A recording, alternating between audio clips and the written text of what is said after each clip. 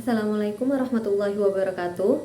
Perkenalkan, nama saya Sonia Marta Salsabila dari kelompok Gatenbach, Prodi Teknik Informatika, Universitas Trunojoyo Madura Angkatan 2023. Saya di sini ingin memaparkan hasil resume saya hari ini, yakni mengenai manajemen waktu dan keorganisasian. Pertama, saya akan membahas tentang manajemen waktu. Manajemen waktu adalah proses pengendalian waktu berdasarkan suatu rangkaian kegiatan yang telah direncanakan dan telah dipertimbangkan berdasarkan kemungkinan-kemungkinan yang kemudian harus dilakukan pengendalian dalam prosesnya agar maksimal.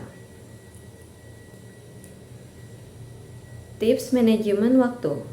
Yang pertama, maksimalkan prioritas. Yang kedua, mencari teman belajar atau kolaborasi.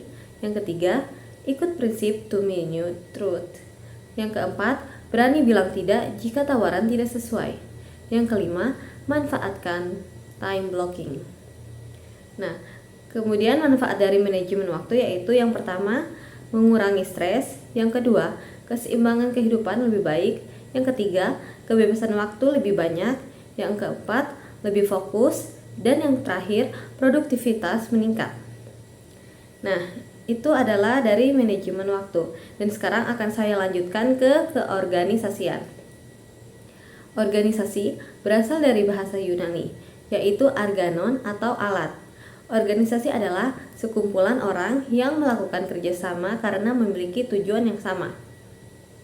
Nah, tujuan dari keorganisasian yaitu membuat seseorang lebih disiplin dan memiliki etos kerja yang tinggi. Lalu yang kedua, membuat seseorang memiliki lebih banyak pengetahuan dan lebih percaya diri. Yang ketiga, mampu mengutamakan kepentingan bersama atau meredam sisi egois dalam diri.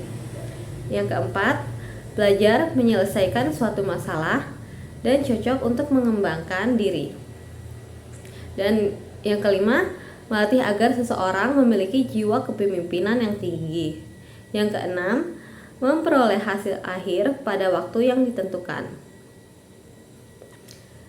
Kemudian ada juga bentuk-bentuk organisasi. Yang pertama, organisasi lini, yaitu organisasi yang tertua dan paling sederhana.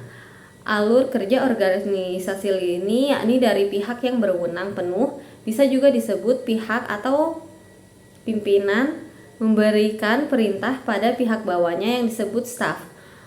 Oleh karena alurnya dari atas ke bawah secara langsung, dapat disebut juga dengan bentuk vertikal.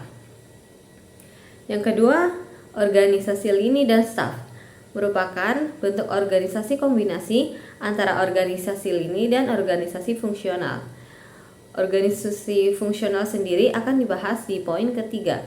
Perbedaannya dengan organisasi lini adalah staf dapat memberikan saran kepada pimpinan dengan mempersiapkan misalnya data dan informasi yang mendukung. Kemudian yang ketiga, ada organisasi fungsional. Bentuk organisasi fungsional adalah di mana pimpinan melimpahkan wewenang kepada staf fungsional untuk kemudian dilaksanakan oleh staf yang di bawahnya. Sehingga bentuk ini memiliki 3 tahap yang berawal dari pimpinan, kemudian turun ke staf fungsional, dan terakhir turun ke staf di bawah staf fungsional. Oleh karenanya, satu staf fungsional bisa memegang beberapa anggota. Yang keempat, ada organisasi komite.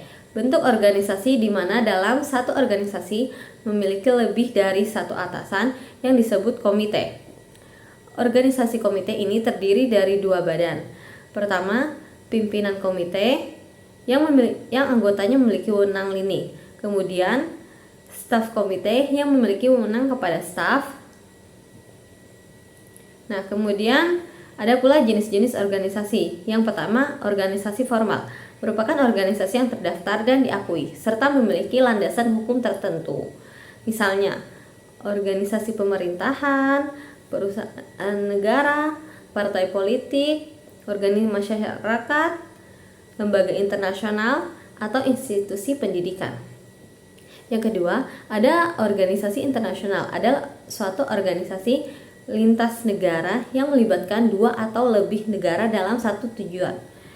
Kemudian yang ketiga ada hybrid organization, yaitu yang bekerja di sektor publik dan privasi, di mana organisasi jenis ini juga melaksanakan tugas publik, tetapi juga mengembangkan aktivitas untuk mencari keuntungan. Yang keempat, organisasi informal. Organisasi ini merupakan organisasi yang terdiri dari relawan yang memiliki tujuan tertentu, misalnya komunitas, forum, fanbase, atau klub tertentu.